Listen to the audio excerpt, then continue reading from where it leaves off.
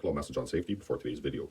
We're going to look at two words, ACTS, A-C-T-S, and PROVE, P-R-O-V-E. A-C-T-S stands for A, assume every firearm is loaded. C, control where it's pointed in a safe direction. T, keep your finger off the trigger. S, you want to safe check the gun. Brings us to the word PROVE. P stands for point it in a safe direction. R, remove all ammunition, either remove your magazine or open a fixed magazine and remove all ammunition. Cycle the action a few times.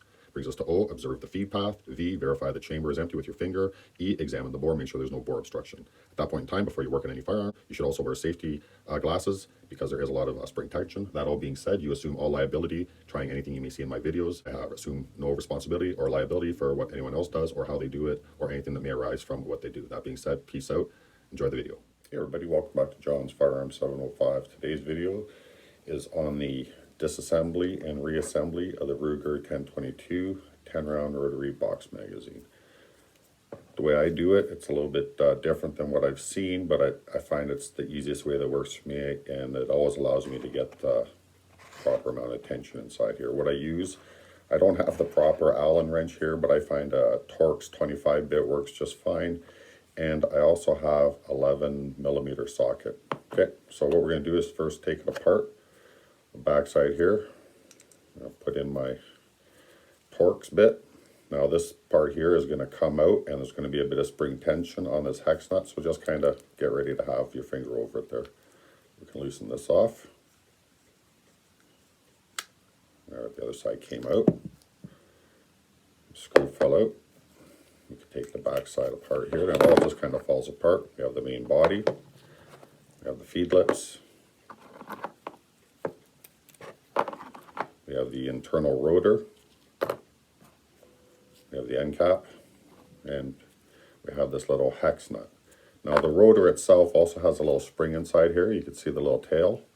That little tail goes into, if I can find it here, I don't know if you can see it, that little wee hole there, okay? So just kind of remember that. So that's all we have it, okay? So what do we got here? 1, 2, 3, 4, 5. We got 6 parts in total. So now when I do a cleaning with all this, I just use soap and water. I use Dawn dish detergent, soapy hot water, a toothbrush. I give it all a good scrubbing, especially inside here. Sometimes you'll see little lines build up depending on what kind of ammo you use. You might have a wax build up. If not, you're definitely going to have some powder and residue in here. So I give that all a really good scrubbing, hot water, soap, toothbrush. Get that all nice and clean, nice and dry. I do the same for the rotor. I just give this a rub down the pin with a rag or whatever. The feed lips, again, inside, on the side there that the projectile line comes up. There's, on mine anyway, the ammo I use has wax coating, so I get a lot of wax up inside there. So you got to make sure that's really clean. Okay, that's being all said and done. Reassembly. Okay, I take the body, take our feed lips. If you'll notice, there's nubs on either side. You're going to want to go with the side that has the larger nub and the smaller opening. Okay, the smaller opening comes up, larger nub goes in, corresponds to that little hole up inside there. Okay. See, just sits in there just like that. It's pretty simple. Let me take our pin. Now I'm kind of holding this in place because it wants to come out. Take our pin, just put it through the hole in the back. I'm holding my finger on the pin, my thumb on the feed lips. Looks like that. I'm just going to drop the rotor in with the long part back, and where the spring sticks out, have that facing up.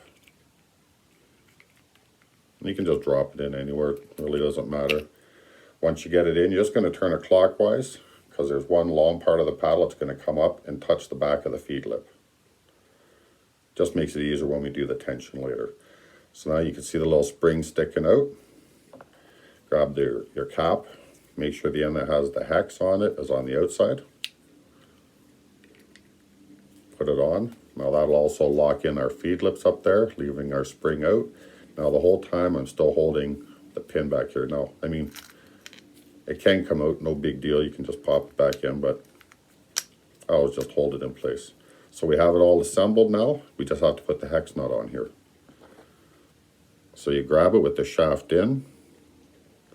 Well, you can just kind of set it in there. And what I do is I just kind of keep turning it clockwise, and you'll feel the spring catch into that little hole on the back of the nut.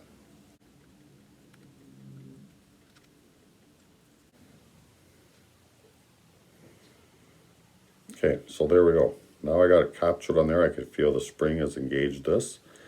At this point, what I like to do is I take my little Torx bit on the end here, and I just start it into the back of that nut. There. So now I can feel it's in there, but it's still sticking out, okay? Now you're going to turn it. You'll feel the tension. Okay, it always wants to reset right there.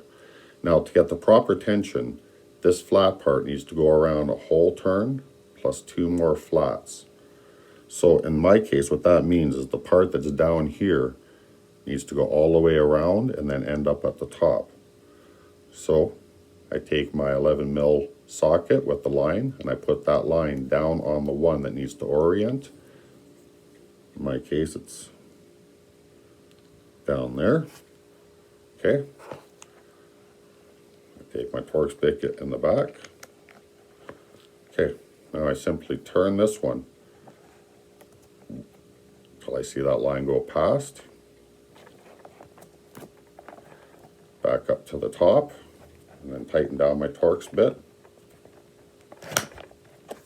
You'll feel it snap in there. There we go. Simply that easy. You can check your tension. Oh yeah, good tension in there. So that's my little trick, guys.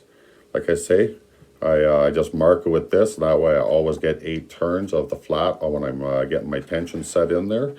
And I find if you're turning this and it has snugged up too much on the screw, simply hold it towards the face of the cap there. Loosen off your screw a little bit, and that'll push this out a bit, and you can turn it the rest of the way to get it just exactly where you need it.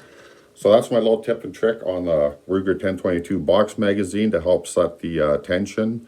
A little bit ideas where you might want to watch out for the cleaning. It's really not that difficult. I hope it helps you out. There's plenty of other ways to do it. This is just the way I do it. I'm not saying it's the best. It's what works for me. As always, peace out, have fun, be safe. We'll see you at the range.